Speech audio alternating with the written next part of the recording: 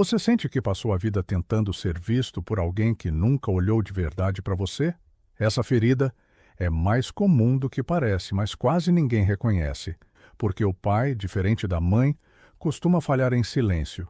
Ele estava ali, mas o olhar nunca chegou. E crescer sem esse olhar é crescer tentando provar valor o tempo todo, seja com conquistas, com força, com silêncio. Você aprende a aguentar, mas por dentro continua esperando ser reconhecido. Carl Jung foi um dos primeiros a mostrar que a ausência paterna vai além da história pessoal. Ela atinge um nível mais profundo. O pai representa na psique o eixo da autoridade, do impulso para o mundo, da validação. Quando essa figura falha, por ausência, abandono, frieza ou exigência excessiva, algo dentro da criança se quebra. Não é só o amor que falta, é o senso de valor próprio. Hoje eu vou te mostrar como reconhecer essa ferida emocional e como começar a se libertar dela de forma prática. E no final do vídeo eu vou te propor um desafio poderoso, simples, mas capaz de começar a libertar você dessa ausência que ainda te comanda. Desde os primeiros anos, a psique infantil constrói imagens internas para organizar o mundo. Jung chamou essas imagens de arquétipos, moldes primordiais que orientam nossa experiência emocional, antes mesmo de termos palavras. Entre esses arquétipos, um dos mais estruturantes é o do pai. O pai, no nível simbólico, é mais do que um homem. Ele representa a função psíquica que nos permite sair da fusão com o mundo materno e começar a nos individuar, ou seja, tornar-nos quem realmente somos. É a energia que separa, que corta o cordão invisível da dependência emocional, que coloca o filho ou a filha diante da vida com coragem e direção, diferente da mãe que é vista como fonte de amor, nutrição e afeto. O pai é um símbolo de força, direção e proteção. A mãe cuida do coração. O pai prepara para o mundo. Talvez por isso a ferida paterna seja ainda mais silenciosa e, ao mesmo tempo, devastadora.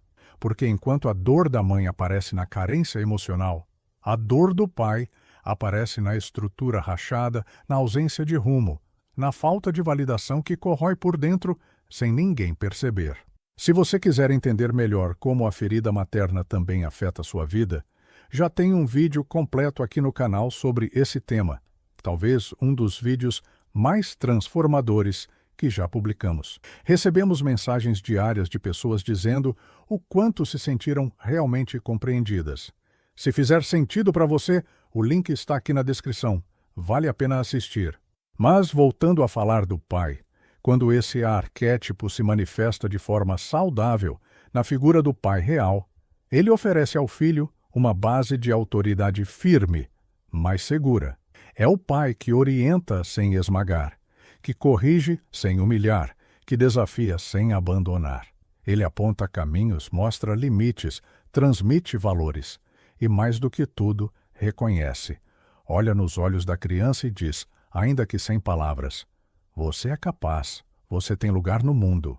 Mas quando esse arquétipo falha, seja porque o pai foi omisso, violento, emocionalmente ausente ou até mesmo idealizado demais, o que se instala na psique é uma rachadura.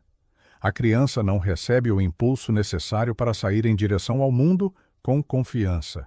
Em vez disso, cresce insegura, dividida, muitas vezes aprisionada numa eterna espera. A de um reconhecimento que nunca chegou.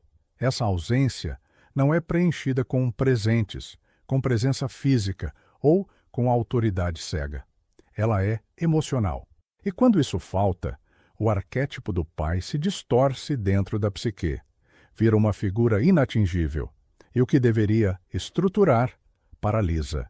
Jung dizia que todo ser humano precisa, em algum momento, romper com a figura do pai, ou seja, superar sua influência interna para se tornar inteiro. Mas quando esse pai nem ao menos foi realmente vivido, o que se rompe é a própria capacidade de confiar. E o que se busca, no fundo, não é liberdade, é pertencimento. Um pertencimento que, por não ter sido dado, passa a ser perseguido em cada escolha. Essa busca por pertencimento que começa na infância não desaparece com o tempo. Ela muda de forma, muda de cenário, mas continua viva, agindo nos bastidores da vida adulta como um motor invisível. Muitos não percebem, mas o cansaço profundo que sentem, a constante necessidade de se provar, a dificuldade em relaxar, têm raízes emocionais plantadas lá atrás, na ausência de um pai que nunca soube afirmar seu valor. A criança que não foi vista se torna o adulto que tenta ser perfeito, que busca reconhecimento em títulos, em desempenho, em produtividade, que faz do trabalho um campo de batalha para provar que merece estar ali. Mas, por mais que conquiste, sempre sente que ainda falta algo, como se houvesse uma dívida emocional que nunca se quita. Jung nos mostra que a ausência paterna não desaparece com o tempo. Ela se acomoda na estrutura do ego e passa a atuar como um filtro que distorce a percepção de si e do mundo. O adulto moldado por essa ausência muitas vezes vive sob uma tensão constante, como se o amor precisasse ser conquistado o tempo todo, como se um pequeno erro pudesse colocá-lo novamente diante do olhar reprovador do pai, que nunca o reconheceu. Esse é o mecanismo da autossabotagem, não como um defeito de personalidade, mas como um reflexo de uma ferida. Inconscientemente, há uma parte que acredita não merecer, que sente culpa ao receber, que não suporta permanecer no sucesso, no amor, na visibilidade, porque esses lugares ativam o mesmo desconforto que um dia foi associado ao olhar do pai, exigente, impaciente, crítico ou, pior ainda, ausente. Muitos carregam esse desconforto como se fosse parte de quem são. Dizem coisas como: eu sou ansioso mesmo, eu não gosto de me expor, eu não consigo confiar nas pessoas. Mas essas frases, na verdade, são memórias emocionais, travestidas de traços de personalidade. São defesas criadas para lidar com um tipo de dor que ainda ecoa, a de ter crescido sem um espelho que devolvesse uma imagem clara de si.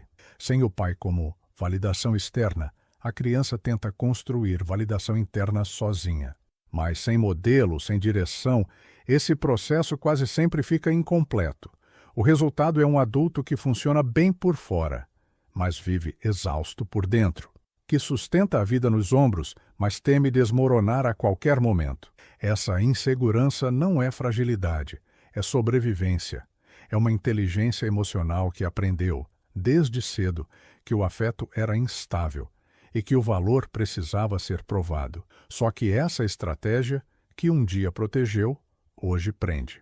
E reconhecer isso é o primeiro passo para desfazer o ciclo. Nem toda ferida sangra da mesma forma. Algumas doem em silêncio, outras gritam em cada lembrança. Mas ambas deixam marcas. E quando falamos da ferida paterna, é importante entender que ela pode se manifestar em dois extremos diferentes, igualmente profundos. Há a ferida ativa, aquela que se reconhece com facilidade. O pai que foi abertamente agressivo, violento, ou que impôs medo em vez de segurança. Críticas duras, humilhações, ausência total de carinho, comparações constantes. São experiências que muitos chamam de traumas evidentes. Marcam a memória com cenas específicas, palavras que ficaram ecoando, silêncios cortantes. A criança cresce sabendo que algo estava errado, mesmo que ninguém tenha dito. Mas existe uma outra ferida, tão dolorosa quanto, que é a ferida sutil. Ela aparece quando o pai esteve presente fisicamente, cumpriu funções sociais, mas nunca se envolveu emocionalmente. É o pai que provia, mas não ouvia, que dava regras, mas não dava afeto, que estava ali, mas com o coração sempre em outro lugar. E é nesse tipo de relação que muitos aprendem a não esperar, a não pedir, a se calar, a se adaptar ao pouco, acreditando que é muito. Essa sutileza é perigosa porque confunde. A criança não entende por que se sente tão distante de alguém que, em tese, nunca fez nada de mal. E por não haver uma marca visível, começa a duvidar da própria dor. Cresce achando que sentir falta de algo invisível é ingratidão, que a carência é fraqueza. E assim vai moldando um ego que não reconhece sua própria ferida, apenas a disfarça. Ambas as formas, a ativa e a sutil, criam um mesmo resultado: um eu rachado por dentro, um senso de identidade que se construiu em torno da ausência, da expectativa frustrada, da necessidade de se moldar para ser aceito. Jung nos lembra que a criança, diante do pai feridor ou ausente, não culpa o pai. Ela culpa a si mesma, conclui em silêncio: se ele não me viu, talvez eu não valha a pena ser visto. E é esse tipo de pensamento que se transforma mais tarde em insegurança crônica, medo de se impor, vergonha de existir por inteiro, porque a ferida paterna não diz apenas "me faltou amor", ela diz "me faltou reconhecimento. Eu aprendi a viver sem ele, mas viver sem ser reconhecido cansa." E a psique, uma hora, pede para parar de fingir que não dói. Quando a dor não pode ser nomeada, a psique encontra um jeito de sobreviver. E um dos caminhos mais comuns é o da negação da necessidade. A criança que percebe que pedir amor não adianta, que mostrar fragilidade não comove, que buscar atenção só gera frustração, começa, silenciosamente, a desistir. Não dos outros, mas de si. Ela aprende cedo a não esperar, a não demonstrar, a não precisar. Cria um tipo de independência que de fora parece força, mas por dentro é abandono. Um abandono praticado contra si mesma. Essa criança se torna o adulto que não pede ajuda, que resolve tudo sozinho, que não se permite fraquejar, que aprendeu a suportar, mas esqueceu como receber. A autonomia vira uma armadura, a produtividade um esconderijo, a rigidez uma proteção contra a dor de ter sido ignorado. Jung dizia que o ego se estrutura a partir da adaptação e, quando o ambiente exige negação, o ego aprende a sobreviver sacrificando partes essenciais. A emoção se recolhe, o corpo endurece, a espontaneidade desaparece. Tudo em nome de manter o funcionamento intacto. Mas a que custo? Muitos dos adultos que se definem como fortes, práticos, racionais, na verdade carregam dentro de si uma criança que aprendeu que sentir é perigoso, que mostrar dor é perder valor, que precisar de afeto é um risco alto demais, e assim constroem personas impecáveis, versões de si mesmos que funcionam no mundo, mas não se encontram por dentro. Essa desconexão cobra um preço alto, porque quanto mais você nega o que sente, mais distante fica de si, e quanto mais longe de si, mais difícil é se reconhecer. É por isso que, às vezes, mesmo no sucesso, há um vazio. Mesmo rodeado de pessoas, há solidão. Mesmo em movimento, há um cansaço que não passa. Essa perda de contato com o próprio centro não acontece de uma vez. Ela é gradual.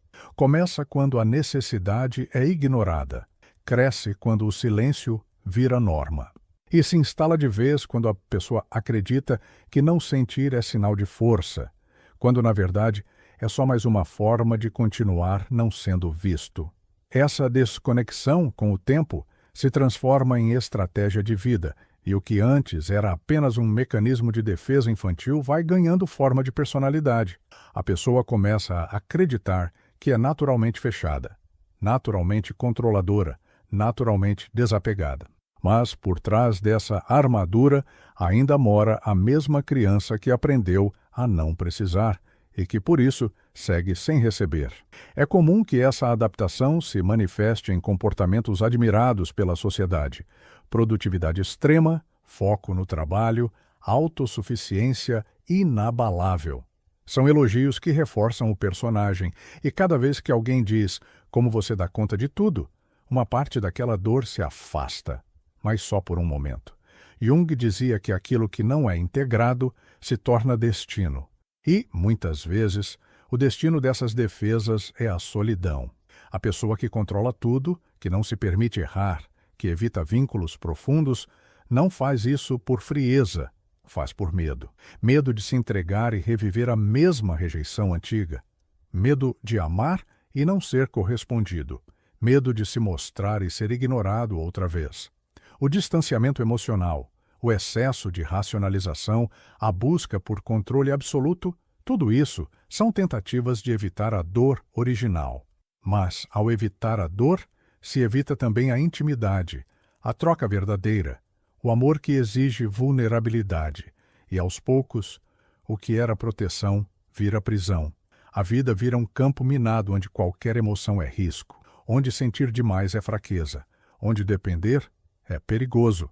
Não preciso de ninguém. É muitas vezes a frase mais mentirosa e mais sincera que alguém pode carregar. Mentirosa porque ninguém nasceu para viver isolado. Sincera porque foi exatamente isso que essa pessoa aprendeu. Que precisar era pedir demais. Que depender era se machucar. E quanto mais essa crença se enraiza, mais difícil é quebrar o ciclo. Porque a dor se esconde dentro de comportamentos aparentemente normais, até mesmo admirados. Só que por trás do sucesso, da performance e da eficiência, ainda está alguém que nunca foi acolhido. Alguém que aprendeu a dar conta de tudo, mas que secretamente só queria poder desabar e ser amparado, sem ter que merecer isso primeiro. Quando essa criança não amparada cresce, ela leva suas defesas consigo para onde quer que vá, inclusive para os relacionamentos amorosos. O que parece escolha ou afinidade, muitas vezes é apenas repetição. Repetição inconsciente de um padrão emocional que nunca foi resolvido. A ferida paterna não afeta apenas a forma como você se vê. Ela interfere diretamente na forma como você se conecta. É comum que pessoas marcadas por essa ausência se envolvam com parceiros que recriam, em algum nível, a sensação de não serem vistas. Elas se apaixonam por quem não está disponível, emocionalmente ausente, crítico, imprevisível. Não porque desejam sofrer, mas porque o inconsciente busca familiaridade, mesmo que essa familiaridade doa. Jung chamava isso de compulsão à repetição simbólica.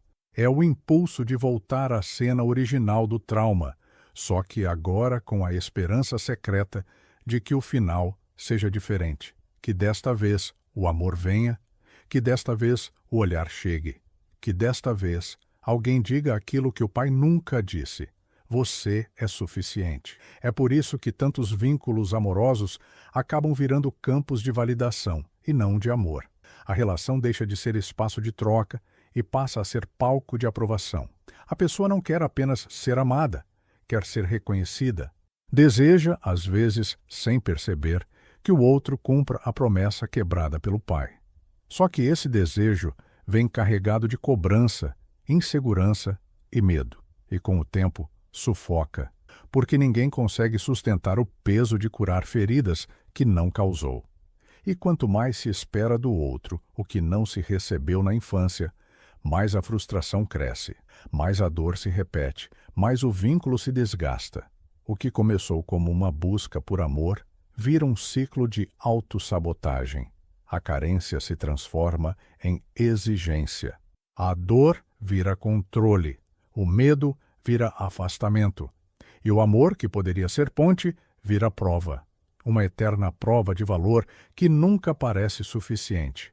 Reconhecer esse padrão não é motivo de culpa. É um sinal de lucidez, porque enquanto você amar com a ferida, vai continuar esperando que o outro repare algo que só você pode reconstruir.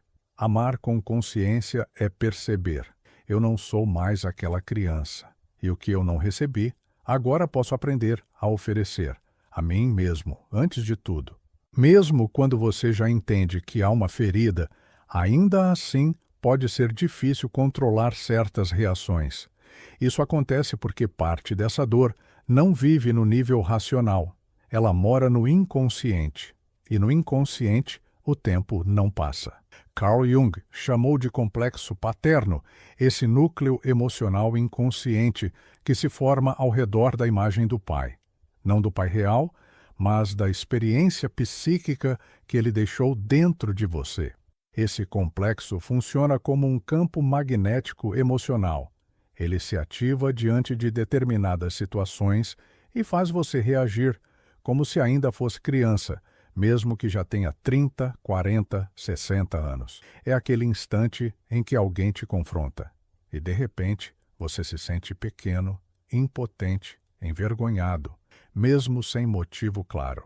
Ou aquele momento em que uma crítica aparentemente simples desencadeia uma fúria desproporcional. Ou, ao contrário, um silêncio que te congela. Essas reações não vêm do presente. Elas são ecos antigos. São circuitos emocionais gravados em uma época em que você não tinha como se defender. O complexo paterno sequestra o eu adulto e o substitui pelo eu infantil, aquele que ainda espera reconhecimento, que ainda teme rejeição, que ainda reage com dor ao menor sinal de autoridade ou indiferença. E o problema é que, enquanto ele estiver operando no escuro, você vai continuar reagindo em vez de escolher. É como estar num teatro onde o roteiro já está escrito. E você só percebe que entrou em cena quando a crise já começou. A fala do chefe, o tom do parceiro, uma figura masculina mais dominante, tudo pode ser gatilho. E o pior, você se culpa por não conseguir reagir de outro jeito. Mas não se trata de falta de controle. Trata-se de uma programação inconsciente ainda ativa. Começar a notar essas reações com curiosidade e não com julgamento é um passo essencial, porque o complexo não precisa ser destruído, ele precisa ser iluminado. E quando você começa a perceber que está reagindo com a dor de um passado que já passou, algo em você começa a voltar para o presente. Começa a recuperar o direito de escolher. Mas o impacto da ferida paterna não se limita às reações externas. Muitas vezes, a maior violência acontece por dentro, não nas palavras do pai real, mas na voz que ficou ecoando depois dele. A crítica que antes vinha de fora, agora mora dentro de você e fala o tempo todo. Essa voz não grita, ela sussurra, diz que você não fez o suficiente, que sempre falta algo, que é melhor não tentar porque vai dar errado, que você não merece descanso, prazer, reconhecimento. É um julgamento contínuo, disfarçado de senso de responsabilidade, de perfeccionismo, de autocobrança. Mas no fundo é só medo. Medo de falhar, medo de não ser digno, medo de ser rejeitado. De novo. Jung descreveu isso como um dos efeitos mais cruéis da sombra, quando uma figura importante, como o pai, fere ou falha, a psique infantil não consegue sustentar a ideia de que aquela autoridade errou. Então, para manter a ordem emocional, ela volta o erro contra si. Se o pai não amou, o problema deve ser comigo. Se ele não viu, talvez eu seja invisível mesmo. Se ele não aprovou, então não devo ser suficiente. Esse pensamento, repetido em silêncio por anos, se transforma em crença. E essa crença vira identidade. A pessoa passa a viver sob o peso de um tribunal interno, onde ela é, ao mesmo tempo, réu, juiz e carrasco. Sempre em dívida, sempre devendo uma versão melhor de si, e o mais perverso é que essa voz interna não é percebida como algo externo. Ela se confunde com a consciência, parece parte do que você é. Mas, na verdade, é uma herança psíquica, uma gravação antiga, repetida por tanto tempo que acabou sendo incorporada. Curar essa voz não significa silenciá-la à força. Significa substituí-la, pouco a pouco, por uma presença mais verdadeira, uma presença que saiba acolher sem exigir perfeição, que saiba guiar sem punir, que saiba afirmar sem esmagar. Essa presença não vem de fora. Ela nasce quando você começa a se tratar com o respeito que nunca recebeu, quando deixa de ser seu próprio inimigo e passa a ser o adulto que um dia tanto precisava encontrar. Essa voz crítica que se instala e se repete não é apenas uma lembrança do pai. Em muitos casos, ela se torna uma figura interna autônoma, com características próprias e extremamente influente. Jung descreveu isso com profundidade ao falar do ânimos, a imagem do masculino interior que habita a psique de toda mulher. Mas essa dinâmica também se manifesta de outras formas nos homens, quando a identidade foi moldada à sombra de um pai que feriu ou faltou. Para as mulheres, o animus ferido pode se transformar em um tirano interno, um crítico severo que cobra perfeição, força, competência e racionalidade. É como se dentro dela vivesse uma autoridade masculina interna que não permite falhar nem descansar. Muitas vezes, essa figura se forma como o reflexo de um pai controlador, exigente ou ausente, ou mesmo de uma ausência que foi idealizada. E quando isso acontece, essa mulher se distancia do próprio sentir, da intuição, da entrega, da suavidade, porque aprendeu que, para ser valorizada, precisava ser dura, impecável, invulnerável. Já nos homens, a ferida paterna frequentemente atinge o eixo da identidade. O pai deveria ser o primeiro espelho do masculino, alguém que oferece uma referência de força equilibrada, presença, coragem emocional. Mas quando essa referência não existe, ou é distorcida, o resultado é um homem dividido. Por fora, pode aparentar autoconfiança. Por dentro, carrega um vazio, uma sensação de inadequação constante, um medo silencioso de ser descoberto como fraco. Alguns se tornam hipercompetitivos, obsessivos por controle, buscando provar algo o tempo todo. Outros recuam da vida, evitam conflitos, se anulam, como se ainda esperassem autorização para existir plenamente. Em ambos os casos, o eu autêntico fica soterrado por uma máscara moldada não pelo desejo de ser, mas pela necessidade de compensar. Jung nos mostra que esses arquétipos, como o animus, não são problemas em si, eles são potências. Mas, quando feridos, atuam contra a psique. Curar essa ferida é começar a transformar essa autoridade interna num aliado. É criar dentro de si uma presença masculina que protege em vez de punir, que afirma sem dominar, que orienta sem esmagar. Seja você homem ou mulher, essa cura reorganiza a base da sua identidade. E com ela, o mundo deixa de ser um lugar onde é preciso se defender o tempo todo e passa a ser um espaço onde é possível habitar quem você é. Quando essa estrutura interna se forma a partir da ausência, a vida começa a ser vivida como uma longa tentativa de compensar o que faltou. Mesmo sem perceber, a pessoa entra numa busca incansável por reconhecimento, não pelo reconhecimento comum, mas por aquele olhar específico que nunca recebeu, o olhar do pai. Essa busca atravessa todas as áreas da vida, escolhas profissionais, relacionamentos, estilo de vida. Tudo pode estar sendo guiado sem que se perceba pelo desejo de provar algo, de mostrar que é capaz, que merece respeito, que tem valor. É como se, em algum lugar da mente, ainda houvesse um palco montado e alguém sentado na primeira fileira, esperando avaliar a sua performance, só que esse alguém, muitas vezes, nem está mais presente, ou talvez nunca tenha realmente estado. E mesmo assim, o papel dele continua ativo dentro da psique. Jung dizia que enquanto o complexo não é reconhecido, ele conduz a vida por trás das cortinas, e a necessidade de ser visto se torna o motor de todas as ações, mesmo as mais destrutivas. É assim que se cria um ciclo de esgotamento. A pessoa nunca descansa de verdade, porque tudo o que faz, faz como quem tenta consertar uma história antiga. Mesmo as vitórias perdem o sabor, porque no fundo não são conquistas, são tentativas de preencher o buraco deixado por um pai interno que nunca disse "estou orgulhoso de você". E talvez a parte mais dolorosa disso seja perceber que, por mais que você conquiste, o passado não muda. Nenhum sucesso reescreve a infância. Nenhum reconhecimento externo substitui o amor que não veio. E continuar tentando fazer isso é se manter amarrado ao tempo que já passou, como quem tenta recuperar algo que nunca existiu do jeito que se precisava. Mas há um ponto de virada.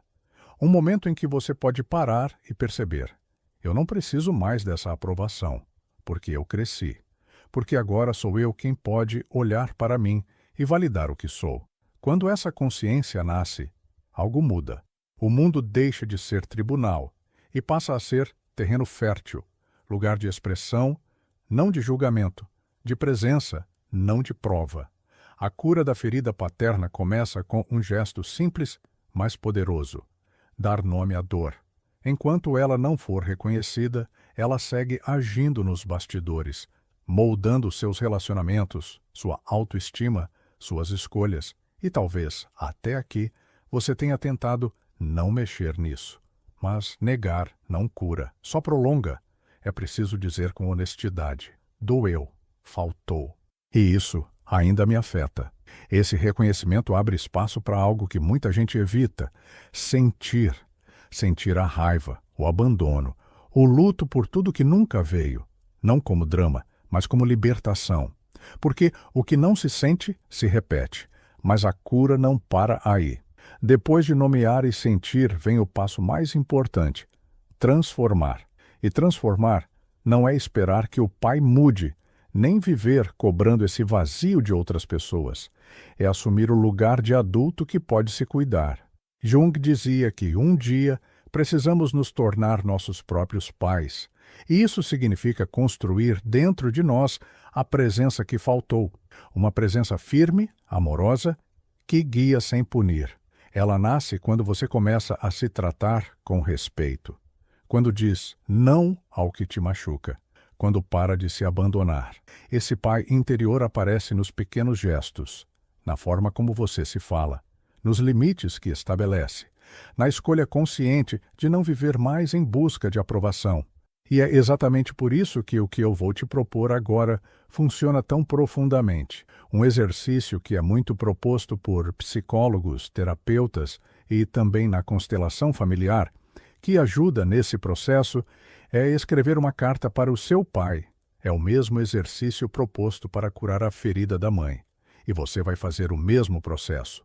Só que dessa vez, direcionado ao seu pai. O exercício é simples. Escreva uma carta para o seu pai, mas não é uma carta bonitinha, cheia de filtro ou lógica. Não é uma carta para ele ler, é uma carta para você libertar. Nela, você vai escrever tudo o que nunca pôde dizer: a dor, a raiva, a ausência, a frustração, a saudade, a mágoa, a confusão, o silêncio, o que você sentiu quando ele não olhou para você, o que você desejou ouvir e nunca ouviu. As vezes em que você tentou agradar, se moldar, se anular, só para ser visto. Você não precisa escrever com ordem, nem com clareza. Escreva como sair. Se precisar xingar, xingue. Se precisar chorar, chore. Se travar, insista. Essa carta é um espaço seguro para você se escutar de verdade pela primeira vez. Depois que terminar, leia em voz alta. Se puder, olhe nos seus próprios olhos no espelho enquanto lê. Deixe as palavras te atravessarem, não para reforçar a dor, mas para libertar o que ficou preso. E então, agradeça pelo que foi possível, pelo que não foi, mas te trouxe até aqui. E queime essa carta. De verdade, transforme esse momento em um ritual. Você está dizendo com esse gesto: eu não espero mais, eu não carrego mais, eu me libero. Agora sim, eu quero te dizer com todo o coração: faça, mas faça de verdade. Eu falo isso por experiência própria, porque assim como você, eu também tive minhas feridas. Com a minha mãe foram dores mais sutis, difíceis até de identificar no começo, mas com meu pai foi mais profundo. Uma ausência que parecia invisível, mas me atravessava por dentro. E por muito tempo eu segui em frente tentando ignorar, racionalizar, funcionar bem, até o dia em que eu escrevi a minha carta. Eu não sabia o que ia sair. Comecei sem direção, mas bastou escrever a primeira frase. E tudo veio: lembranças, palavras não ditas, cenas que eu achava que tinha esquecido. E junto com isso vieram respostas. Vieram conexões que eu nunca tinha feito. Ali eu entendi por que eu me relacionava como me relacionava, por que eu me cobrava tanto, por que eu não conseguia descansar sem culpa. E foi ali, exatamente ali, que eu comecei a mudar. A carta virou um portal, de dor, mas também de liberdade. E é por isso que eu insisto: escreva a sua. E depois, Esse tipo de encontro pode abrir caminhos muito verdadeiros dentro de você. Aos poucos, você começa a se tratar com mais respeito, a dizer basta quando for preciso, e a reconhecer que cuidar de si é responsabilidade sua, e também um ato de amor. Se quiser aprofundar esse processo com mais clareza e continuidade, quando essa presença começa a se firmar dentro de você, algo muda silenciosamente, mas de forma irreversível. O mundo, que antes parecia um tribunal, começa a se transformar em um espaço de respiração. A vida, que antes era uma sequência de testes, começa a se tornar um caminho de expressão, e pela primeira vez você sente que pode simplesmente existir, sem ter que se provar o tempo todo. Curar a ferida paterna é isso, é sair da guerra, é deixar de viver em modo de defesa, é parar de projetar no outro a responsabilidade de validar sua existência, porque, no fundo, a ferida paterna não era apenas sobre o pai, era sobre como você aprendeu a se ver através dele. Quando esse reflexo se transforma, toda a paisagem interna se modifica. Você percebe que não precisa mais correr atrás, que não precisa ser o mais forte, o mais certo, o mais produtivo. Você não está mais tentando ganhar uma medalha invisível, nem escapar de uma reprovação que nunca foi sua. Você está, pela primeira vez, habitando quem você é, sem o filtro da dor. E isso traz um tipo de liberdade que não depende de aplausos. Uma paz que não se quebra com um erro. Uma força que não precisa endurecer para existir. É a força que vem de dentro, que nasce do reencontro com sua própria essência, depois de anos vivendo à sombra de uma ausência. Jung chamava esse processo de retorno ao centro, um movimento que nos tira da periferia do ego ferido e nos reconecta com o self, o núcleo mais profundo e verdadeiro do ser. Não se trata de virar alguém ideal. Trata-se de deixar de ser alguém que você precisou construir para se proteger e começar a ser com verdade, com imperfeição, com inteireza. Quando isso acontece, o amor deixa de ser busca e se torna expressão. Você não ama mais para preencher um vazio. Ama porque há algo em você que transborda. E esse transbordar é o que, por fim, te reconcilia com a vida.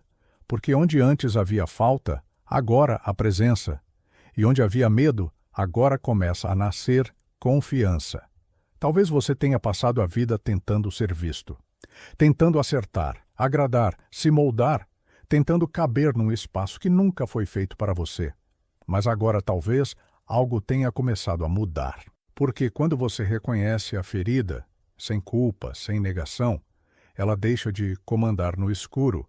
E quando você se oferece o cuidado que sempre buscou nos olhos de outro, o ciclo finalmente começa a se romper. O que antes era um esforço constante por aprovação, agora pode se tornar um ato silencioso de amor próprio. Não como uma teoria, mas como prática diária, como presença real. Você não precisa mais correr atrás do amor que faltou. Pode parar, respirar e escolher, a partir de agora, como quer se relacionar consigo mesmo, com os outros, com a vida.